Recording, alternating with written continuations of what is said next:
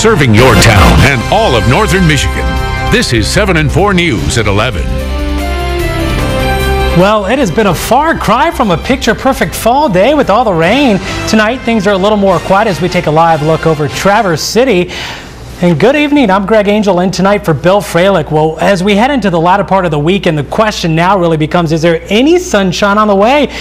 Well, let's turn over to 7&4 Storm Team meteorologist Jane Smith with the answer to that question. It was a scary situation for two fast food workers in Wexford County earlier this morning. Troopers from the Michigan State Police Post in Cadillac say around 1 a.m. a man armed with a gun walked into the Arby's store in Herring Township. Once inside, we're told the man forced two female employees into a back room where the man took a large sum of cash from the store safe. Neither of the employees were physically harmed, but your help is now needed to find the suspect. Troopers say the robber was last seen wearing a black jacket with black pants, but he hid his face with a black garment.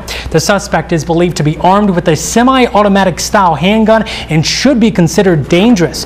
Troopers are asking anyone who may have been in the vicinity of the restaurant on Mitchell Street around 12:45 a.m. to call the Silent Observer tip line. That number is on your screen there. It's 1-800-528-8234. It's expected to be a spirited ceremony Sunday for the unveiling of a new Fallen Heroes Foundation monument in Gaylord. The monument will pay tribute to those servicemen and women from Otsego County who have put their lives on the lines during the wars in Iraq and Afghanistan. The monument will be dedicated in memory of Gaylord native Private First Class John Bishop.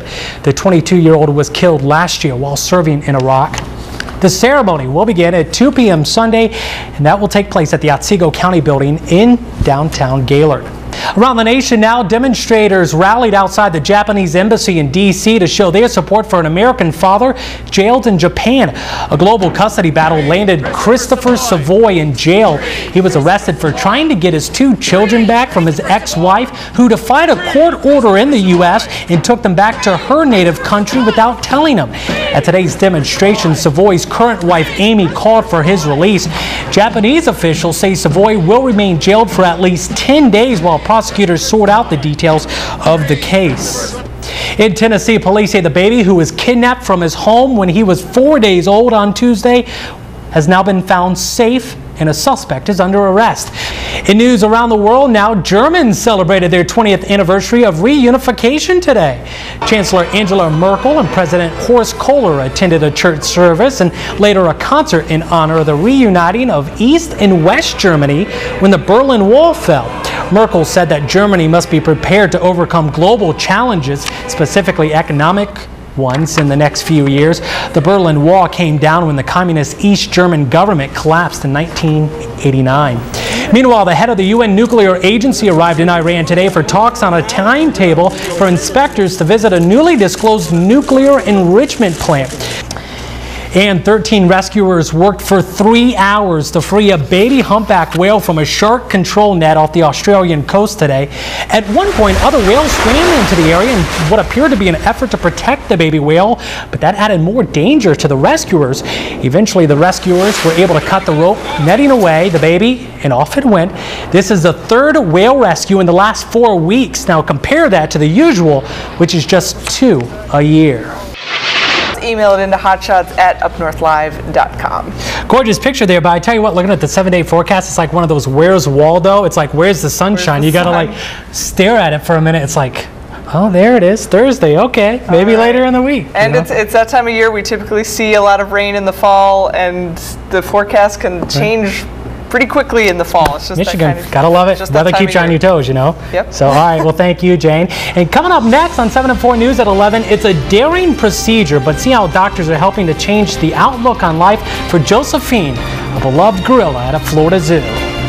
Well, here's an odd question for you. Where else can you find a giant cow and Smokey the Bear hanging out? How about at the International Balloon Fiesta in Albuquerque? Yeah, that's right. The giant cow and Smokey ascended over the New Mexico at sunrise today with some 600 other hot air balloons.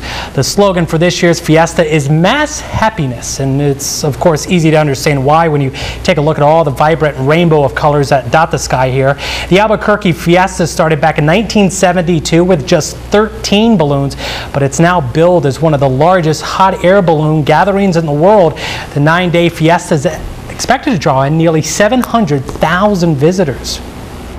Well, now to a 42-year-old gorilla named Josephine, who's getting a new look at the world today after nearly going blind from cataracts. Here's NBC's Mark Potter with her story.